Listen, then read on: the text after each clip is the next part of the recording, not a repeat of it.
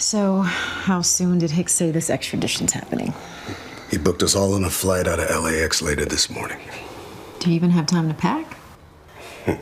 Woman, I got time for more than that. That is a look at the newest season of SWAT. It stars Shemar Moore as Hondo, who leads the SWAT team of the LAPD. And Shemar joins us here on the morning show. Shemar, let me see it. There you are. How you doing? What's up? How you guys doing? Good morning. So we're starting off season 7 with a bunch of baby oil. You see how you can't miss it.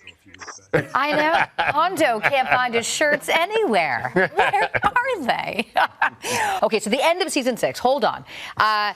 Hondo is balancing his SWAT team responsibilities of being a new father. So what can we expect for him this season? That's a lot. No, it is a lot, and there's a lot more coming. No, we finished season 6. Hondo getting engaged and got a little baby girl, Vivian.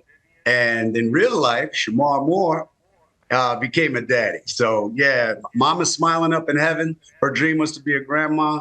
And she decided it was time to go, but she left me a gift and brought me full circle so I could enjoy this thing called fatherhood. So you're getting a lot of my heart and passion for myself is what I'm enjoying bringing to SWAT and to Hondo.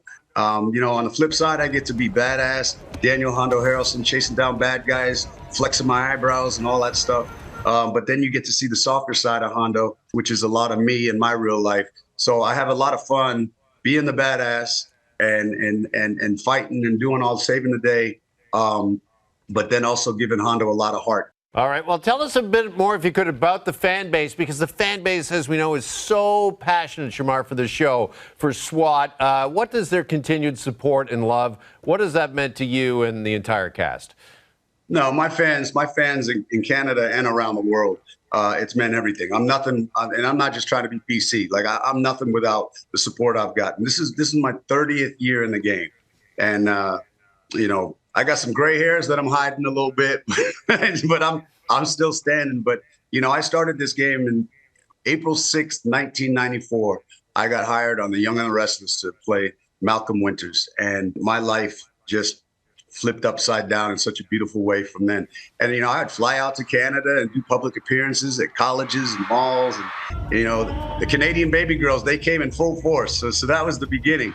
And it hasn't stopped. And so without Malcolm Winters on Young and the Restless, and my learning, I grew up as an actor. I grew up as a man. Without Young and the Restless and the support, there would be no Criminal Minds and Derek Morgan. Without Derek Morgan and Criminal Minds, there would be no Hondo on SWAT. You bet. Shemar, you mentioned the soaps. I wanted to just bring this up because it was a full circle moment not long ago when you gave the Lifetime Achievement Award to Susan Lucci. What was that like? That was amazing, and I was honored that Susan Lucci, from what I'm told, she personally requested that I be there to present the Lifetime Achievement Award, and because it was so fun, back in 1999, she had been nominated 18 times prior and hadn't won, and so I got to be out there just on a whim. They handed me the cards and said, "You're presenting Outstanding Lead Actress." And I was like, what? That's a huge category. And then fast forward, I kept hearing about this streak of her losing. So when I flipped over that card on the day and it said Susan Lucci, I almost cussed on national television. And the only thing I could think of was, the streak is over, Susan Lucci. And the place went wild. And then all these years later, to be able to go out there and present a Lifetime Achievement Award, so deserved. But here's a funny situation. If you actually watch my presentation, I messed up. And so I had the I'm reading a teleprompter and I want to make it cool and natural. So I had been studying it at home and in my car on my phone because I didn't want to mess up and I wanted to do a good job for Susan. So I'd studied it and studied it and studied it. And then I get out on stage and I'm doing my thing and I'm reading it. And when I get 80% of the way through it, the teleprompter went dark. So the words were gone. And I was like, uh-oh, Mayday, Mayday, what do I do? And I just remembered that all you got to get out is, and I'm so honored to present the 2023 Lifetime Achievement Award to Susan Lucci. I did what I did. Everybody clapped. She came up. We hugged it out. She got her award. I got in the town car. I went home and I watched it on television. And it was only then that I realized that I didn't say it right.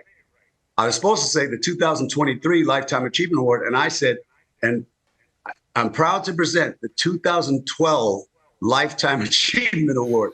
I don't know where 2012 came from, but I had a whole brain glitch. But other than that, I did everything right by Susan. Yeah. Well, 2012 was a pretty good year, so yeah, I can understand why you find it so memorable. But can I tell you, Shemar, I don't care if it's the Oscars, the Golden Globes, whatever, that moment right there, the streak is over. That is like one of the greatest award show moments of all time, my friend. Yeah, no, I mean, I don't know where it came from. It just, my brain works in weird ways, but it turned into something special. I actually became a Jeopardy question because of that moment. You know how they I mean, they start everything in a question, but it was like, who said the streak is over for Susan Lucci? And the answer was, who is Shemar Moore? And I was like, oh, mama, I made